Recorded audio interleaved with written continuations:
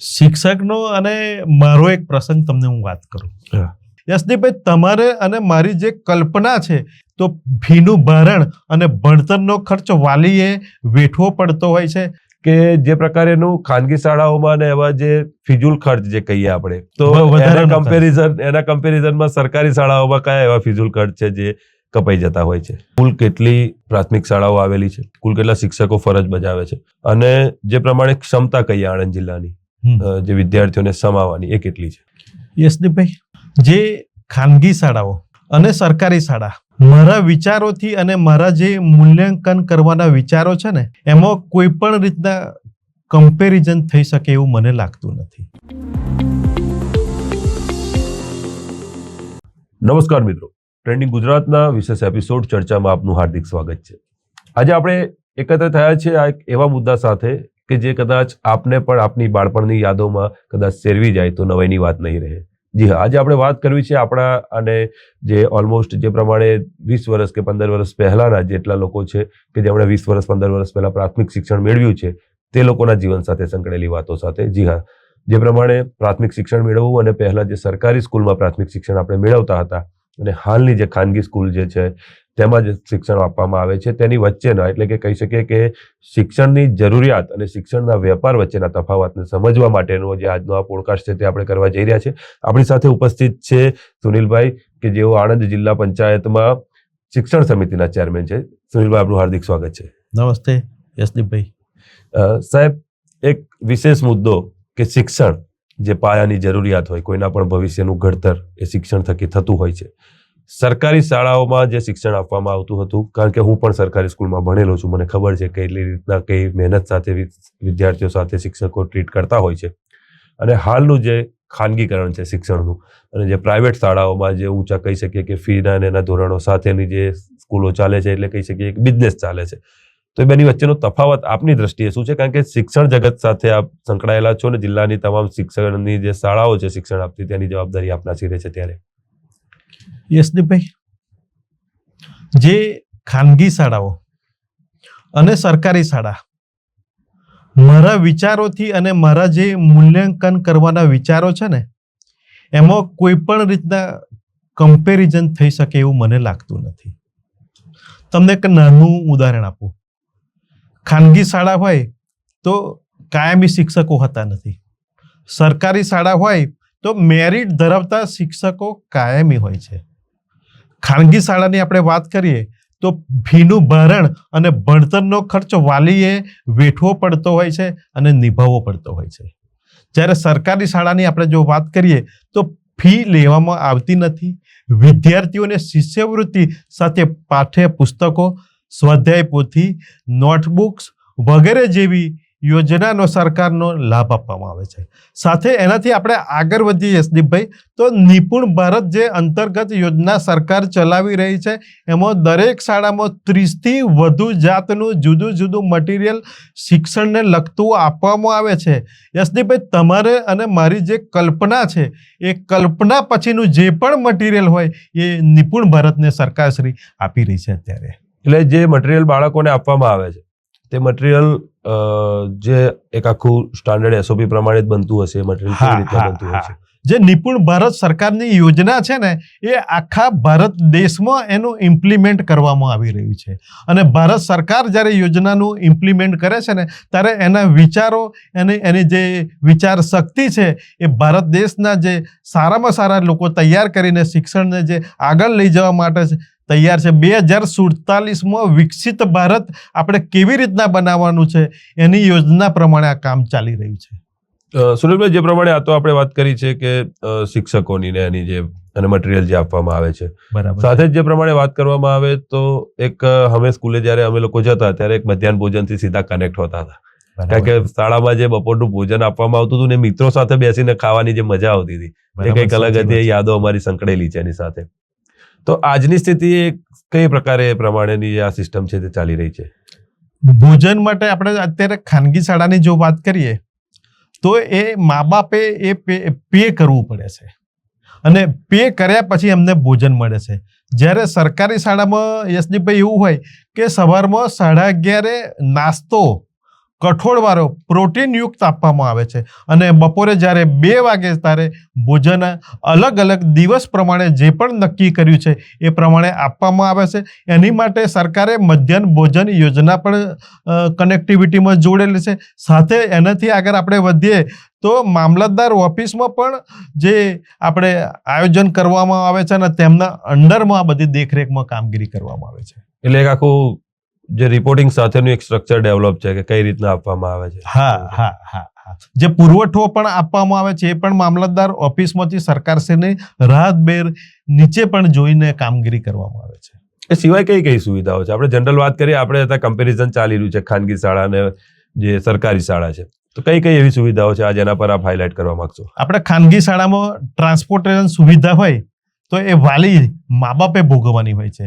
જ્યારે આપણે પ્રાઇવેટ શાળામાં હોય તો 1 કિલોમીટરથી વધુ જે શાળા હોય તો ટ્રાન્સપોર્ટેશન આપવામાં આવે છે અને 6 થી 8ના જે બાળકો હોય એ 3 કિલોમીટરથી વધુ જે પણ પ્રાથમિક શાળા હોય તેને ટ્રાન્સપોર્ટેશન સરકાર તરફથી સુવિધા આપવામાં મફત આવે છે. વિનામૂલ્યે ઘરેથી લઈ આવવાના? હા.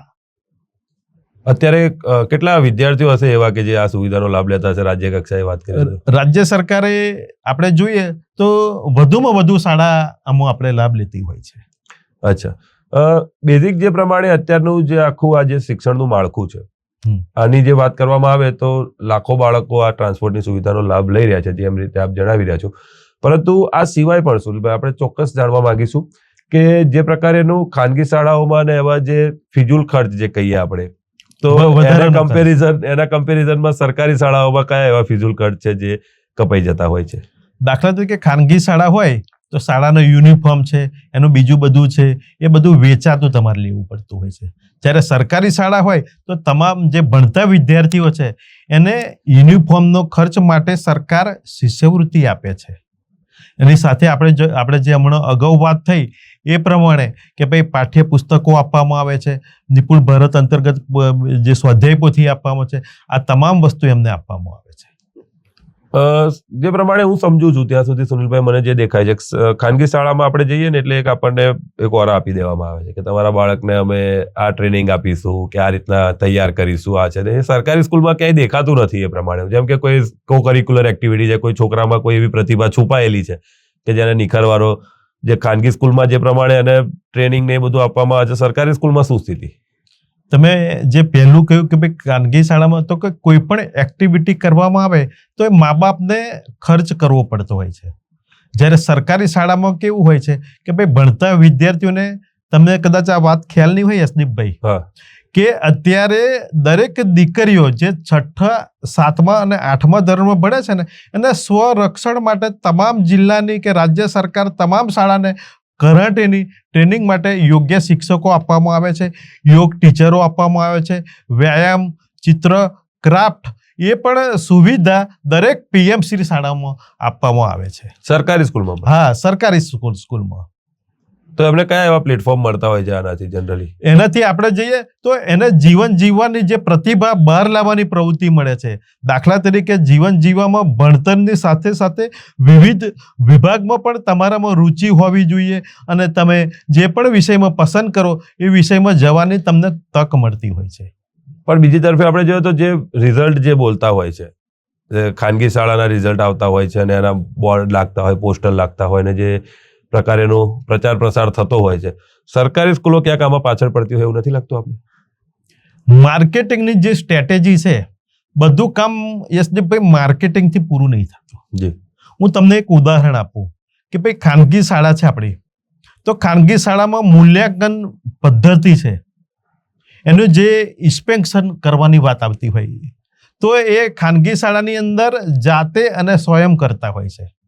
જ્યારે આપણી સરકારી શાળામાં હોય તો એમાં એક સ્ટ્રક્ચર ગોઠવેલું હોય છે કે કોઈ પણ શાળા હોય એમાં CRC મિત્રો જતા હોય છે, BRC મિત્રો જતા હોય છે, બીટ નિરીક્ષકો જતા હોય છે, TPO શ્રી જતા હોય છે.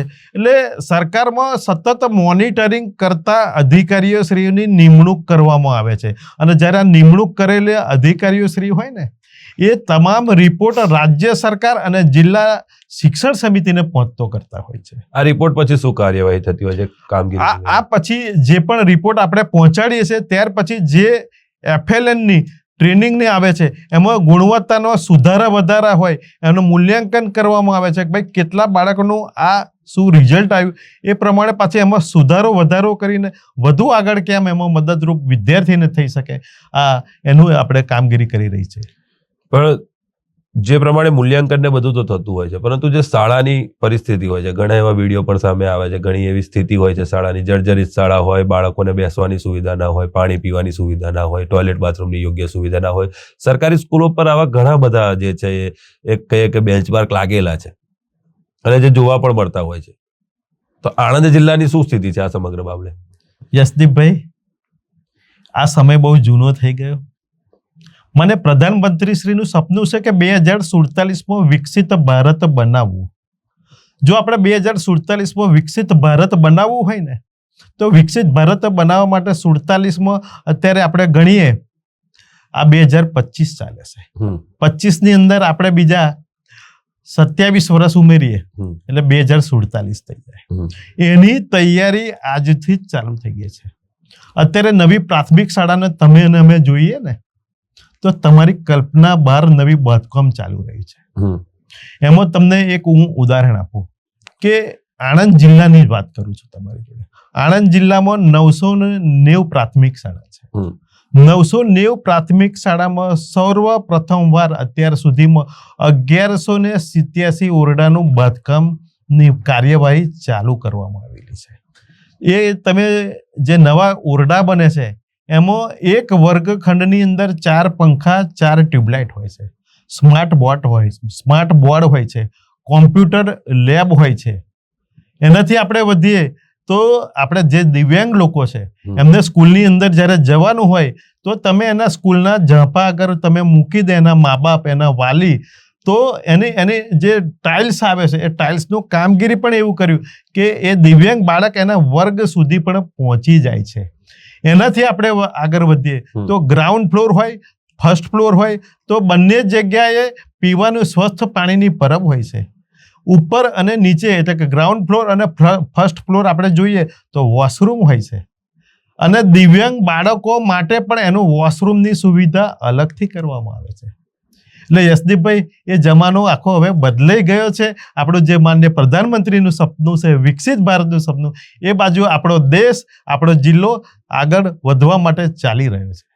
તો અત્યારે આણંદ જિલ્લાની વાત કરીએ તો કુલ કેટલી પ્રાથમિક શાળાઓ આવેલી છે, કુલ કેટલા શિક્ષકો ફરજ બજાવે છે અને જે પ્રમાણે ક્ષમતા કહીએ આણંદ જિલ્લાની જે વિદ્યાર્થીઓને સમાવવાની એ કેટલી છે? આણંદ જિલ્લાની અત્યારે હાલમાં 990 પ્રાથમિક શાળાઓ છે. જી, 990 પ્રાથમિક શાળામાં 500 થી વધુ શાળામાં સ્માર્ટ બોર્ડ છે, 500 થી વધુ શાળામાં કોમ્પ્યુટર લેબ છે.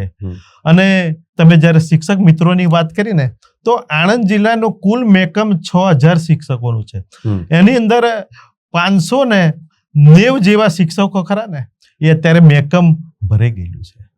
એનાથી આગળ વધીએ કે જે નવી ઘટ છે હમણાં જિલ્લા ફેરની બદલી થઈ આપ શ્રી જાણતા હશો 36 જેટલા શિક્ષકો એમાં પણ છે. તો જેવા આપણા શિક્ષકો બીજા જિલ્લામાં ગયા છે અને બીજા જિલ્લાથી આપણા જિલ્લામાં આવશે એટલે જે નાની મોટી ઘટ છે એ પણ આપણે પૂરાઈ જશે.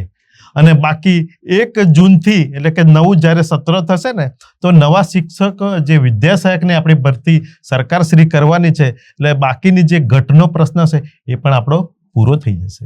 તો જે ઇન્ફ્રાસ્ટ્રક્ચરની વાત થયા તો જે જૂના ઓરડાઓ છે સ્કૂલો, કારણ કે ઘણી જૂની પણ સ્કૂલો હશે અહીંયા જે પ્રમાણે 50 વર્ષ 60 વર્ષ 80 વર્ષ જૂની પણ સ્કૂલો જિલ્લામાં છે, એની શું સ્થિતિ છે અત્યારે? જે જૂની સ્કૂલો છે એટલે કોઈ પણ શાળાની જોડે અમે જર્જરિત ઓરડાની આપણે દરખાસ્ત મંગાવીએ છીએ. એ દરખાસ્ત મંગાવ્યા પછી યશદીપભાઈ તમને નવાઈ લાગશે કે જે ઓરડા જર્જરિત થયા તો એની દરખાસ્તમાં કેટલાની બધી સંમતિ હોય છે. કેટલી સંમતિ હોય? આપણે તમને એને વિગતવાર કહીએ તો પહેલા પ્રાથમિક શાળાના મુખ્ય શિક્ષકો એ દરખાસ્ત તૈયાર કરે છે. એ દરખાસ્ત તૈયાર કર્યા પછી એસએમસી ટીમનો ઠરાવ કરવામાં આવે છે. તાલુકાના અમયી હોય, એન્જિનિયર હોય એની સંમતિ હોય છે, ટીપીઓ શ્રીની મંજૂરી હોય છે. ત્યારબાદ કાર્યપાલક ઇજનેર જે હોય, ડેપ્યુટી કાર્યપાલક ઇજનેર હોય એ તમામની સહી સિક્કા થાય પછી જિલ્લા શિક્ષણ સમિતિને દરખાસ્ત મળે છે. જિલ્લા શિક્ષણ સમિતિ એ દરખાસ્તને મંજૂર કરે છે. ત્યારબાદ એની જે અપસેટ વેલ્યુ કાઢવામાં આવશે અને સ્કૂલની જે સ્થાનિક જગ્યા પર એની અપસેટની હરાજી કરવામાં છે અને હરાજીની જે પણ રકમ આવે છે સ્કૂલના હિત માટે ભવિષ્ય માટે એ જમા કરવામાં અને વાપરવામાં આવે છે. ત્યારબાદ આપણે નવા ઓરડા બનાવવાનો સરકારમાં જે દરખાસ્ત કરીએ છીએ એ મંજૂર કર્યા પછી આગળની કાર્યવાહી ટેન્ડર પદ્ધતિ બાદ ચાલુ કરવામાં આવે છે. અત્યારની જે સ્થિતિ છે આણંદ જિલ્લાની, જે સ્કૂલોમાં સ્માર્ટ ક્લાસ છે કે જ્યાં બાળકો અભ્યાસ કરે છે આ રીતના, એ સ્કૂલોની વિઝિટ સુનિલભાઈએ કેટલી વાર કરી?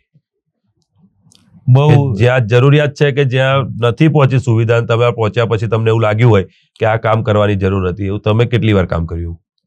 તમે પહેલી વાત મુલાકાતની મને કરી. હા, તો આણંદ જિલ્લાની 990 પ્રાથમિક શાળામાં હાલમાં મારી સાથે જે મારી જોડે ડેટા છે એમાં મેં 539 શાળાની રૂબરૂ મુલાકાત લીધી છે. કેટલા ટાઈમમાં? એ 1.5 વર્ષની અંદર 539 શાળાની મેં રૂબરૂ મુલાકાત લીધી છે. રૂબરૂ જવાથી યશદીપભાઈ શું આપણને ફાયદો થાય, શાળાને શું ફાયદો થાય, તો જે આપણા નજરે જે પ્રશ્નો છે એનો ઝડપી નિકાલ કરવા માટે રૂબરૂ જવું પડતું હોય છે. કે નાના મોટા પ્રશ્નો હોય તો આપણને જે ધ્યાનમાં આવ્યા પછી ઝડપથી કેમના પૂરા કરવા એ તરત જિલ્લા શિક્ષણ સમિતિના આપણે જે તે અધિકારી હોય, સમગ્ર શિક્ષા ડિપાર્ટમેન્ટ પણ આપણું છે, એને પણ જે અધિકારી હોય અમે તરત સૂચના આપી દઈએ છીએ. આણંદ જિલ્લામાં હાલમાં યશદીપભાઈ 171 પ્રાથમિક શાળામાં તો રિપેરિંગનું કામ ચાલે છે. તમને કલ્પના નહીં કરો કે રિપેરિંગનું કામ ચાલતું હોય તો તમારા મન અને મારા કે દરેક વ્યક્તિના એવો પ્રશ્ન ચાલે કે રિપેરિંગ એટલે કે નાનું મોટું રિપેરિંગ થતું હોય, કલરનું કામ થતું હોય, તો એવું નથી. કયા પ્રકારનું કામ? અંદાજિત 50 લાખથી વધુ ખર્ચ કરીને સરકાર રિપેરિંગ કરતું હોય છે આખું ફ્લોરિંગ પ્રોજેક્ટમાં. હા, દરેક પ્રોજેક્ટમાં. એક પ્રોજેક્ટમાં 50 લાખથી વધુ. 50 લાખથી વધુ. તમને એનું એક ઉદાહરણ આપો કે હમણાં આપણે આણંદની નજીકમાં જ એક ચીખોદરા પ્રાથમિક કુમાર શાળા છે, એમાં રિપેરિંગનું કામ ચાલે છે. તો આખું ફ્લોરિંગ બદલ્યું, તમામ જગ્યાએ જે કામ સિમેન્ટને લગતું કરવાનું હતું, સ્લેબને લગતું કામ એ તમામ કર્યું, નવા બારી બારણા બનાવવાનું કામ કર્યું. એનો અંદાજિત સરકારે 70 લાખ રૂપિયાથી વધુ ખર્ચો કર્યો છે. 70 લાખ રૂપિયાનો ખર્ચ? હા. તો બીજું મને એ વસ્તુ નથી સમજાતી કે જો સરકાર આટલું બધું કરે છે, તમે કહ્યું યુનિફોર્મ આપે છે, શિષ્યવૃત્તિ આપે છે, ચોપડા આપે છે, સ્ટડી મટીરિયલ આપે છે, ટ્રાન્સપોર્ટેશન આપે છે, ફૂડ આપે છે, સાચી વાત છે, આટલું બધું આપવા છતાં પણ આજે સરકારી શાળાઓ પરથી વાલીઓનો વિશ્વાસ કેમ હટી રહ્યો છે? એમાં યશદીપભાઈ થોડો વાલીઓને દેખાદેખીનો થોડો પ્રશ્ન થાય છે કે તમારા પડોશી હોય, તમારા મિત્ર હોય, તમારા સગા સંબંધી હોય, એમણે ખાનગી શાળામાં બાળક મોકલ્યું. હવે ખાનગી શાળામાં જે યુનિફોર્મ તમારે વેચાતો જ લેવાનો હોય છે, ખાનગી શાળાનું જે ટ્રાન્સપોર્ટેશન તમારે વેચાતું જ આપવાનું હોય, એટલે જે એટીકેટીમાં બાળકો ફરતા હોય, જે પ્રભાવશાળી દેખાતા હોય, એના લીધે બધાને એવું થાય છે કે અમે પણ અમારા બાળકોને મૂકીએ. જ્યારે સરકારની જે પણ શાળાઓ છે એ તમામ વસ્તુ વિના મૂલ્યે આપવામાં આવે છે. શિક્ષણ કેન્દ્રમાં રહીને ભણાવવામાં આવે. હા, શિક્ષણને મહત્વ વધારે આપવામાં આવે છે. જી. તો જે પ્રકારેની આ સમગ્ર સ્થિતિ છે, તમે જે પ્રમાણે કહી રહ્યા છો, તો અત્યારે જે શિક્ષણની જરૂરિયાતવાળા બાળકો છે સરકારી સ્કૂલમાં આવી રહ્યા છે. બરાબર છે. કે જેને લખતા આવડવું જોઈએ, જેને વાંચતા આવડવું જોઈએ, જે સમાજના રીતિ રિવાજો સમજી શકે, એ પ્રકારની જરૂરિયાત સાથે બાળકો આવી રહ્યા છે. તો તમારા કોઈ એવા પ્રયત્નો હતા કે આ બાળકોમાં કોઈ પરિવર્તન લાવી શકાય, કે એમનામાંથી કોઈ દુર્ગુણો દૂર કરી શકાય, કે એમને કોઈ સમાજમાં ઉપયોગી થઈ શકે, કે સમાજમાં આ પ્રકારના કોઈ સ્થળ ઉપર કે ઉચ્ચ સ્થળે તે પહોંચી શકે સ્થાન પર, તે પ્રકારે મોટિવેટ કરવામાં આવ્યો હોય એવી કોઈ ઘટના? અત્યારે સમાજમાં યશદીપભાઈ સૌથી મોટું જે વ્યસન ચાલે છે ને, એ વ્યસન બાબતનું બહુ ચાલે છે. આ જે બાળકો છે એમના જે મા બાપ છે એ નાનું મોટું તમાકુનું વ્યસન હોય કે બીડીનું હોય કે એવું વ્યસન સૌથી વધુ કરે છે. હું દરેક શાળાની મુલાકાત લઉં તો તમને એક ઉદાહરણ આપું કે 40ની સંખ્યા હોય, એની અંદર આપણે એક સામાન્ય વર્ગખંડની અંદર જઈને એક પ્રશ્ન પૂછીએ કે કેટલાના મા બાપ વ્યસન કરે છે, તો 40 નહીં સંખ્યાની બાળકોમાં 32 બાળકો 35 બાળકો હાથ ઊંચો કરે છે. આ બહુ ગંભીર પ્રશ્ન છે યશદીપભાઈ. આ સમાજનો તમારે ને મારે જ ચિંતા કરવી પડશે. જી. અને આપણે આણંદ જિલ્લા શિક્ષણ સમિતિ એક મુહિમ ચાલુ કરી છે. આ બાળકોને એક વિનંતી અમે સતત કરતા રહીએ છીએ. કયા પ્રકારની? આપણે બાળકોને એવી વિનંતી કરીએ છીએ કે તમે હવે બધા મોટા થયા છો, પ્રાથમિક શાળામાં ભણતા બાળકો છો, તો તમારે હવે તમારા મા બાપની ચિંતા કરવાની છે. મા બાપ પ્રત્યે બાળકોની પણ ફરજ હોય છે, કારણ કે આપણી દરેક જરૂરિયાતો આપણા મા બાપ જ પૂરી કરતા હોય છે. બરોબર. એટલે અમે પ્રાથમિક શાળાના બાળકોને વિનંતી કરીએ છીએ કે આજથી જ તમારે ઘરે જવાનું, ઘરે જઈને આપણા મા બાપને વિનંતી કરવાની કે પપ્પા હોય, આપણા મમ્મી હોય, કે તમે આ જે વ્યસન કરો એ અમને ગમતું નથી, અને આ વ્યસન કરવાથી આપણા પૈસાનું આપણે નુકસાન થાય છે, વ્યય થાય છે, અને પાછી એમાં કેન્સર જેવી ગંભીર બીમારી થવાની પૂરેપૂરી શક્યતાઓ રહેલી છે. એટલે મા બાપને ઘરે દીકરા દીકરીઓને જઈને વિનંતી કરવાની તમારે ખાસ કે પપ્પા મમ્મી આ વ્યસન છોડી દો. અને જે દીકરા દીકરી એના મા બાપને વ્યસન છોડાવે છે એને અમે આણંદ જિલ્લા શિક્ષણ સમિતિ તરફથી બહુમાન કરીએ છીએ, એનું અમે સન્માન કરીએ છીએ. અત્યાર સુધી કેટલા બાળકોનું સન્માન કરવામાં? અત્યાર સુધી આપણે યશદીપભાઈ અંદાજિત હું તમને કહું તો મારી જોડે તમને બહુ નવાઈની બાબત લાગશે, 250 થી ઉપર બાળકોના ફોન આવી ગયા છે. મારી જોડે મોબાઈલ નંબર સેવ છે.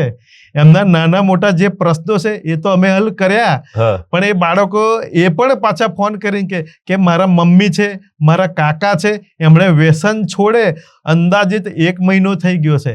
એટલે તરત હું દીકરા દીકરીઓને પાછું ઉદાહરણ આપું કે કોઈ પણને આપણે પરીક્ષા તો કરવી પડે ને. એટલે 3 મહિના પછી આપણે રાહ જોવો. 1 મહિનો તો થઈ ગયો, હજુ 2 મહિના આપણે રાહ જોઈએ, અને રાહ જોયા પછી આપણે ચોક્કસ તમને જિલ્લા શિક્ષણ સમિતિ બોલાવીને તમને આપણે ચોક્કસ સન્માન કરીશું. તો આ તો વ્યસન મુક્તિની વાત થઈ, સારા સંસ્કારોની વાત થઈ. હાલની જે સ્થિતિ છે, જે પ્રમાણે ક્લાઇમેટ પણ ઘણી જગ્યાએ અફેક્ટેડ થઈ રહ્યું છે, અને જે પ્રમાણે આપ કહી રહ્યા છો કે નવી શાળાઓને તે બધું બની રહ્યું છે, તો પ્રકૃતિના રક્ષણ માટે અને પ્રકૃતિના જતન માટે આપણે બાળકોને કયા પ્રકારેનું પ્રોત્સાહન આપી રહ્યા છે, અને એની માટે બાળકોમાં કઈ આગળની એની દ્રષ્ટિકોણ વિકસાવી રહ્યા છે? તમે બાળકોને પ્રોત્સાહનની વાત કરી. હું આણંદ જિલ્લાની જેટલી પણ પ્રાથમિક શાળામાં મુલાકાત લીધી ને યશદીપભાઈ, તમને બહુ નવાઈ લાગશે. દરેક શાળાના બાળકો જોડે મારો પોતાનો પર્સનલ મોબાઈલ નંબર આપેલો છે. બાળકોને નાનો મોટો કોઈ પણ પ્રશ્ન હોય ને મને સીધો ફોન કરે છે. તમને એક ઉદાહરણ આપું. એક પ્રાથમિક શાળા હતી, એના બાળકોએ પાણીમાં જઈને ચોમાસાની સિઝનમાં પાણીમાં જઈને ઉભા રહ્યા પછી એમણે ફોટો પાડ્યો. ફોટા પાડીને સોજે મને 7 વાગે વોટ્સએપ પર મોકલી આપ્યા. વોટ્સએપ પર જોયા અને એમણે નોટમાં પેન્સિલથી લખીને મોકલ્યું કે સાહેબ, સતત પાણીમાં જવાથી અમારા પગમાં કોવારો જેવો રોગ થઈ જાય છે, તો તાત્કાલિક રોડ કરી આપો. આ તો બાળકો છે, બાળ પ્રવૃત્તિ છે, એમને તો દરેક વિચાર આવે, અને તમે જે પણ પોઝિટિવ વાત કરો એ પકડી જ લે તરત. યશદીપભાઈ, સોજે 7 વાગે મારા વોટ્સએપ પર મોબાઈલ પર ફોટા આવ્યા ને, મેં સીધા તરત જ કાર્યપાલક ઇજનેર સાહેબને મોકલી આપ્યા. બીજે દિવસે 11 વાગે ત્યાં આગળ જેસીબી પહોંચી ગયું, સાઈડમાં વીજ પાડી અને પાણી કાઢી નાખ્યું, અને 4 વાગે વેટ મિક્સ નાખીને રસ્તો કરી દીધો. અને એ જ બાળકે 5 વાગ્યા પછી સ્કૂલ છૂટી ને, એમણે જ એમના મા બાપનો મોબાઈલ લઈને ફોટા પાડીને પાછો મને મોકલી આપ્યો, અને પાછા નિખાલસ હોય ને એ પાછું લખ્યું કે સાહેબ, અમે બહુ ખુશ થઈ ગયા, અમે તો આવું વિચાર્યું જ નહોતું કે આટલું ઝડપથી કામ થઈ જશે. તમે પછી એમાં પાછો બીજો એક પ્રશ્ન પૂછો કે ભાઈ આપણે આ પ્રકૃતિની ચિંતા કોણ કરશે? આ જે અત્યારે સતત વાતાવરણ બદલાઈ રહ્યું છે, તો એની ચિંતા કોણ કરશે? તો હું દરેક શાળામાં જાઉં અને એટલે બાળકોને પહેલું મારે એ સમજાવવાનું કે આપણા ભારત દેશની વસ્તી 135 કરોડની છે. યશદીપભાઈ, તમે ને હું અને દરેક આપણા ભારત દેશના નાગરિકો દર વર્ષે 130 લાખ મેટ્રિક ટન પ્લાસ્ટિકનો આપણે ઉપયોગ કરીએ છીએ. એમાંથી 90 લાખ ટન મેટ્રિક પ્લાસ્ટિક કચરો બને છે. જો સતત તમે ને હું આવી રીતના વાપરીશું ને, તો એવો સમય આવશે કે તમારા મારા બાળકોને અંબાજી કે પાવાગઢનો ગબ્બર જોવા નહીં લઈ જવું પડે, આપણી આજુબાજુ જ પ્લાસ્ટિકના એટલા મોટા ગબ્બર થઈ જશે. એટલે બાળકોને અમે ખાસ વિનંતી કરીએ છીએ કે આપણે પ્લાસ્ટિકનો ઉપયોગ શરૂઆતમાં ઓછો કરવાનો છે અને ઓછો કર્યા પછી આપણે બંધ કરવાનું છે. આણંદ જિલ્લાની 990 પ્રાથમિક શાળામાં આપણે સ્પેશિયલ પરિપત્ર કર્યો છે કે બને ત્યાં સુધી કોઈ પણ શાળામાં પ્લાસ્ટિકનો ઉપયોગ કરવાનો જ નથી, અને જો કરતા હોય તો ધીમે ધીમે એને તમે બંધ કરી દો. ઓકે, તો આ આખું જે આપણે અત્યારે ચર્ચા કરી છે એમાં કોઈ એવો મુદ્દો હોય કે જેની ઉપર આપણે સ્પેશિયલ વાત કરવી હોય, કે આપણે એવું લાગતું હોય કે સમાજમાં સરકારી શાળાઓનો આ પહેલું પણ મુકાવવો જોઈએ અને લોકોના ધ્યાને આવવો જોઈએ, તો એ કયા મુદ્દે આપણે વાત કરવા ઈચ્છો? ચોક્કસ, તમારી વાત સાચી છે. આ જાગૃતિનો ભાગની બાબત છે. મારે તમને ખાસ વિનંતી એવી કરવી છે કે આ વાલીઓ છે, આ જે આપણા સમાજના મોભી લોકો છે, સારા લોકો છે, ભણેલા લોકો છે, શિક્ષિત લોકો છે, એમણે ચોક્કસ સરકારી પ્રાથમિક શાળાની મુલાકાત લેવી જોઈએ. તમે જ્યારે શાળાની મુલાકાત લેશો ને એટલે ઓટોમેટિક તમારો વિચાર બદલાઈ જશે. અમુક શાળામાં યશદીપભાઈ આપણે જઈએ ને, એનો બાગ જોવો, એનો ગાર્ડનની વ્યવસ્થા જોવો તો તમને એવું લાગે કે ખરેખર આ પ્રાથમિક શાળાનો ગાર્ડનનો બાગ છે, એનાથી આપણે આગળ વધીએ. અમુક શાળામાં આપણે કિચન વેજીટેબલની પણ આપણે ત્યાં કામગીરી ચાલી રહી છે. દરેક શાળામાં બાળકને કિચન એટલે કે ભાઈ શાકભાજી ત્યાં વાવવાની અને એ જ શાકભાજીનું આપણે મધ્યાહન ભોજનમાં અમલવારી કરવાનું, એને જમાડવાનું કામ કરવાનું. તમને એક શાળા સામરખાની ચરા વિસ્તાર છે, 1 વીઘાની અંદર એમણે શાકભાજી કરી છે. 1 વીઘામાં? હા, અને એ બાળકો દ્વારા અને શાકભાજી કરી તો એ તો સાચી વાત છે, પણ ઓર્ગેનિક શાકભાજી એ પોતે બધું એનું કામ કરે છે, શિક્ષક મિત્રો કામ કરે છે અને એ જ એમનો પાછા ઉપયોગ કરે છે. તમે વિચારો, તમે આવી કલ્પના પણ નહીં કરી હોય કોઈ દિવસ. સુરભાઈ, જે પ્રમાણે આ સમગ્ર આપ કહો છો કે આટલી શાળાઓનો આપણે વિઝિટ કરી છે, આ રીતની શાળાઓમાં બધું એ થઈ રહ્યું છે ડેવલપમેન્ટને, એનર્જી બાબતે કયા પ્રકારની કામગીરી કરવામાં આવે છે? એનર્જીની બાબત છે તો અત્યારે વીજળી એવી વસ્તુ છે, લાઇટ એવી વ્યવસ્થા છે કે તમે ને હું એના વગર આપણે જીવી ના શકીએ. પણ માન્ય પ્રધાનમંત્રીનું જે વિકસિત ભારતનું સપનું છે ને, તો માન્ય પ્રધાનમંત્રીશ્રીએ લાલ કિલ્લા પરથી આપણને આહ્વાન કર્યું, પણ એ આહ્વાન પકડી લેવું, એ ઝીલી લેવું અને એ પ્રમાણે કામગીરી કરવી એ આપણી, તમારી, મારી દરેકની ફરજનો એક ભાગ છે. તો આણંદ જિલ્લામાં અત્યારે હાલમાં 187 પ્રાથમિક શાળાની અંદર સોલર સિસ્ટમ બેસાડી દેવામાં આવી છે. અને એમાં તમને એક ઉદાહરણ હું આપું કે આપણી આણંદ તાલુકાની નજીકમાં જ ગોપાલપુરા પ્રાથમિક શાળા છે. ત્યાં દર 2 મહિનાની અંદર 1 લાખ રૂપિયા જેટલી વીજળીના પૈસા શાળામાં જમા થાય છે. આ નવીન બાબત છે. એક્સ્ટ્રા એનર્જી જે જનરેટ થાય છે એના, હા, એ આપણી શાળામાં 1 લાખ રૂપિયા જમા થયા છે. શું વાત છે? હા, એટલે જે ખર્ચ જે વીજળીનો ભોગવવો પડતો તો એની જગ્યાએ એમાંથી આવક પણ ઊભી થઈ, આવક આપણે ઊભી કરવામાં આવી છે. હા, સાચું. તો આ તો ખૂબ સારી બાબત છે. તો આ પ્રકારેનું આપ જે આટલા કહી રહ્યા છો, શિક્ષકો આટલા છે, 5000 શિક્ષકો છે, બરાબર છે? તમે 6000 જેવા, 6000, સોરી, માફ કરજો. બરાબર. તો જે આખી 6000 શિક્ષકો છે, કોઈ શિક્ષક સાથેનો કોઈ એવો આપનો પ્રસંગ બનેલો હોય કે જે આપને કદાચ એવું લાગતું હોય કે આ વિષય જાણવા જેવો છે અને મૂકવા જેવો છે આ પ્રસંગ, તો એવો કોઈ પ્રસંગ હોય જે શિક્ષકની શિક્ષણ માટેના સમર્પિત ભાવને પ્રગટ કરતો હોય? શિક્ષકનો અને મારો એક પ્રસંગ તમને હું વાત કરું. તમને જે અગાઉ મેં વાત કરી એ પ્રમાણે કે દરેક બાળકો સાથે મારો મોબાઈલ નંબર હોય, તો સાથે દરેક શિક્ષકો પાસે પણ મારો મોબાઈલ નંબર હોય છે. એકવાર સવારમાં 6 વાગે એક શિક્ષકનો ફોન આવ્યો. શિક્ષક છે એટલે સંસ્કાર તો એનામાં હોય જ. એટલે એને સવારમાં 6 વાગે ફોન કર્યો એટલે પહેલું માફી માંગી કે સાહેબ, હું સવારમાં 6 વાગે તમને ડિસ્ટર્બ કરું છું. એટલે એ શિક્ષક મેં તરત પૂછ્યું કે તમારા કામ શું છે બોલો. એટલે એ શિક્ષકે તરત કહ્યું કે સાહેબ, મારા માતાજી, મારા મમ્મી છે ને, એ કેરાલા પ્રવાસમાં ગયા છે. અને સુગર વધી જવાથી, ડાયાબિટીસ વધી જવાથી એ બેભાન થઈ ગયા છે. એટલે તરત કે છે ત્યાં કેરાલામાં મલયાલમ લેંગ્વેજ ચાલે છે.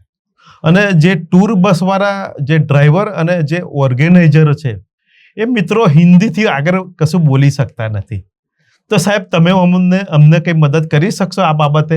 કારણ કે મારા માતાને જીવના જોખમની અત્યારે પરિસ્થિતિ આવેલી છે. મેં એમને કહ્યું કે મને તમે 15 મિનિટ આપો, એમનો મોબાઈલ નંબર અને તેનું મને લોકેશન નાખી દો. એમણે મને મોબાઈલ નંબર અને લોકેશન નાખ્યું ને, પછી 15 મિનિટ પછી મેં એ શિક્ષકને ફોન કર્યો કે તમારા જે મમ્મી છે એ કેરાલામાં કોચીમાં નથી.